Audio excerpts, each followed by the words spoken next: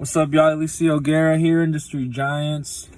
Today's video is sort of an interesting one. It's a very controversial thing. So today's topic is what happens when a customer changes what you guys agreed upon when they want more work. What do you do, right? So I'm gonna tell this story about this tree we recently cut in South Bend. You guys can check out the video of this tree. It's called like 110-foot tree removal, buy me a boat. So this was a big tree. There was another tree right under it. So we told the lady, this tree might get damaged. It's directly under. So if it gets damaged, if we need to remove it, if it's in our way, we're gonna cut it. And she said, okay. Now we were almost done with the job, and she said, well, what about that tree? And we're like, what tree? We only said we were gonna remove it if we needed to. And so she went on and on about how she expected it to be removed and whatever, right? She thought it was gonna be cut as well. It was included. So we were like, no, well, it wasn't. And that's just what we agreed on that day.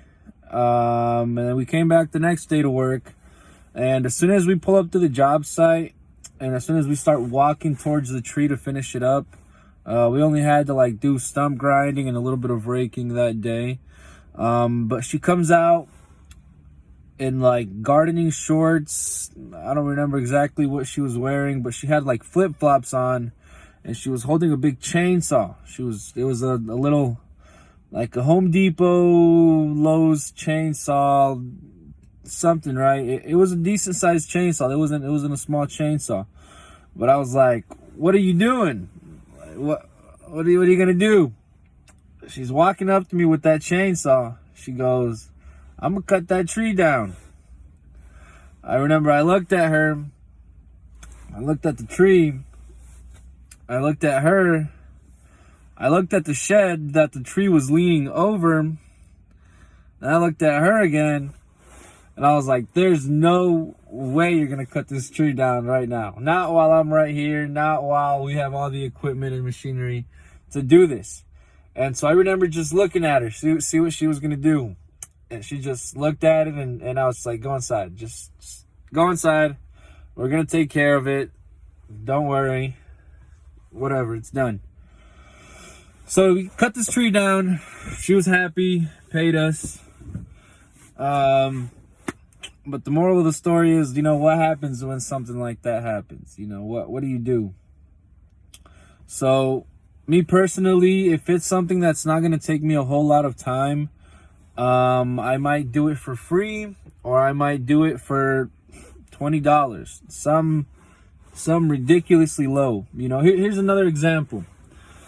I went to go look at this job. It was to remove 2 trees, grind 1 stump, and then I was going to grind the stump of the other 2 trees. And they weren't huge trees. I remember I charged like $400 a piece for the tree. And then so she said she had some other small trees. There were like 3, 4 really small trees. That she wanted gone as well. So I was just like, look, if you give me the work for this, I will do that for free. I'm not even going to charge you for that. And the point of that is I could have charged her, let's say, $20 a piece for these small little trees. But what's the point of making an extra $20 when I'm more focused on the $1,200, right? I'm more focused on the bigger project. So you kind of throw them a bone, a no-brainer deal. Like, okay, well, who else is going to do this for free, right? And so you focus on the bigger money, the bigger projects, and not the smaller stuff, In a way, this is sort of like an acorn. Small little acorn right here. You could toss it, it'll get lost, whatever, right? It's just an acorn. What happens when you plant this acorn in the ground? What happens 100 years later? What do you have? You have a great big oak tree. a huge oak tree that won't be so easily removed, that won't be so easily tossed. You know, it's a big thing now. It's massive, right? So when these customers ask you, you know, to add on more things, don't think of it as they're just trying to take advantage of you. Think of it as your opportunity to plant a seed that one day could blossom. It might not.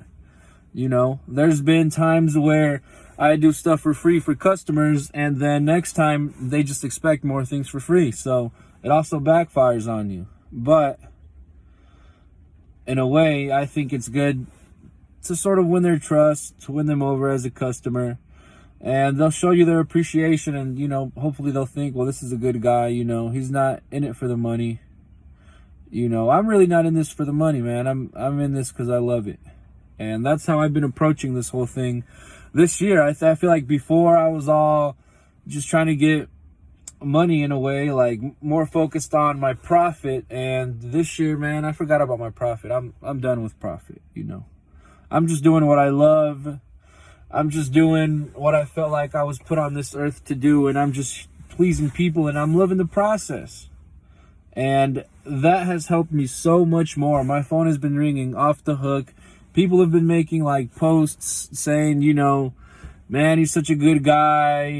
His pricing is fair. He's so efficient. And so that's how I've been approaching this whole thing, you know. So think about that, man. Just think love. You know, whatever it is you do. I'm not saying get in the tree business. I'm not saying don't. You know, there's a lot of things out there, you know. But whatever it is you do, just do it with love and do it with passion. And do it for other people, man, because that's how your business is going to grow. You know, don't think of it as, you know, I'm cutting trees. No, I'm serving people. I'm serving smiles. I'm giving you peace of mind. You know, that's what I'm doing. So just think about that next time somebody asks you, hey, can you do this thing that probably won't even take you much time? You know, what are you going to do?